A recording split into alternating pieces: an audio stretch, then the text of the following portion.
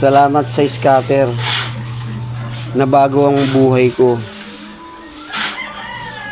10 times. Dati po akong cook sa isang restaurant. Ngayon po, ito po, nagko-construction po ako. Salamat sa scatter. Nabago mo ang buhay ko